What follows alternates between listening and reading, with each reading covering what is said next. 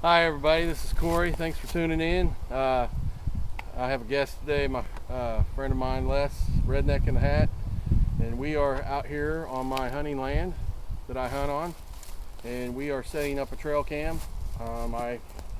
There's plenty of them out there on the market. I happen to pick one called Wild Game, and we are setting it up to a tree. It's about 10 yards maybe from my stand, and we have it facing a mock scrape that we put up today. So unless I'll let you take it over from here. Alright, hey everybody. When you're setting up any trail cam, it don't matter what brand it is. You got a trail cam for deer hunting. I like to have them about 36 inches above the ground. If you have it too low, you're going to be just taking pictures of the coons and possums and stuff like that. So for deer, you want it somewhere up around 36 inches, no more than 48 inches. You get it up over 48 inches, you're going to be looking at, halfway up on the deer. 36 inches is about the right height for deer. So anyway, find your deer path or scrape, rub, whatever you're going to aim it at, and find you, a good solid tree, something that's not going to do a lot of moving to strap your camera on.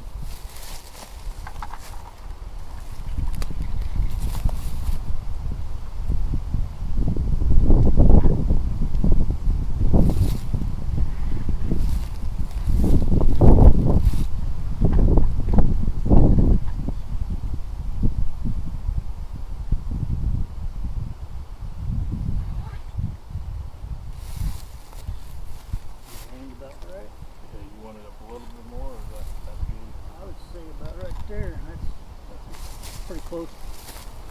I just use about waist height, pretty close. That's about 36 inches, somewhere in there. Your strap, a lot of times your strap is going to be long to be on bigger trees. When you go on a smaller tree, just take and fold it up underneath so it ain't blowing in the wind,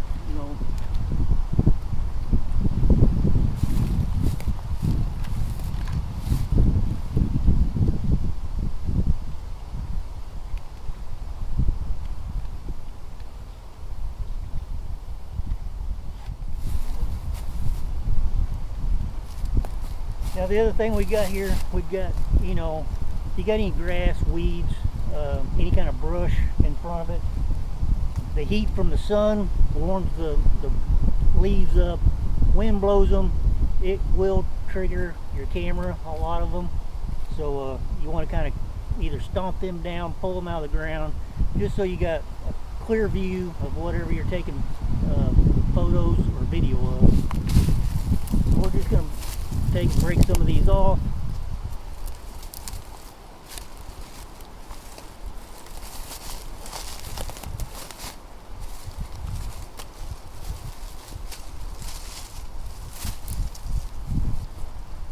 All right, now that we got any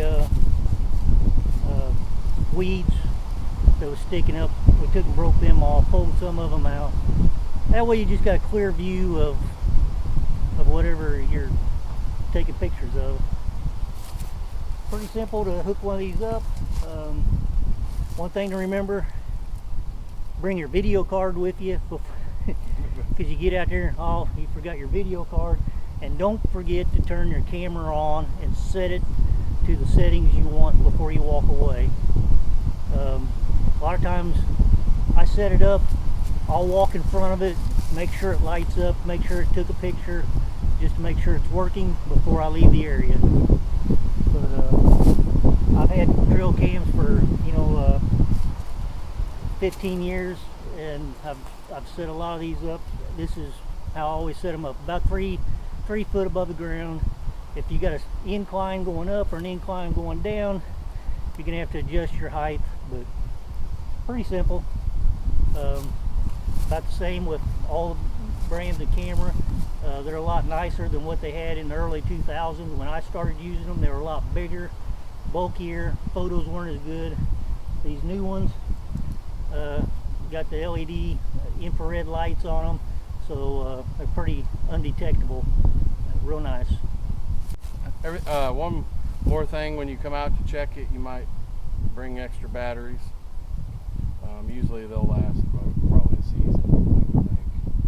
But Your batteries are going to depend on your resolution that you have your camera set on, whether you have it set on video. Of course, if you have it on video versus photos, your batteries ain't going to last as long. They say these cameras, most of your new ones will run, 8 weeks on a set of batteries, but a lot of that's going to depend on your camera settings, how you've got it set up. I would, after 4 weeks, I would probably go ahead and put a new set of batteries in it. But anyway. always, just when you come out to check it though, bring a spare in case you need it. So definitely. And I tend to use Duracell or something. Don't use alkaline, use you can use rechargeable batteries in these, yeah. and just take the old ones home, recharge them, and just switch them out the next time you come back. Take the other ones out, take them home, replace them, and they cost a little more, but you're not buying batteries all the time, especially if you're going to have one of these cameras out all year. I've had solar panels on some of my cameras, and I left the cameras out for, one camera I had out for probably 2 years, and on the same tree. Never took the camera off the tree, but I had a solar panel mounted up to where it kept the battery charged even through the winter. Worked real nice. So you can buy solar panels for a lot of these cameras, and they do work pretty nice on making sure your batteries stay charged. Yep. And lithium batteries is what I was thinking of. Yeah, lithium batteries is another good long-lasting battery. Yeah. They're kind of I would say kind of like a deep cycle battery. They wear down. They wear down a lot slower. But anyway, I'm Redneck in a Hat. I'm Corey. Thanks for tuning in, and good hunting. He'll put a link down in the description to my channel if you want to check it out. I've got some camera videos on my channel. See ya.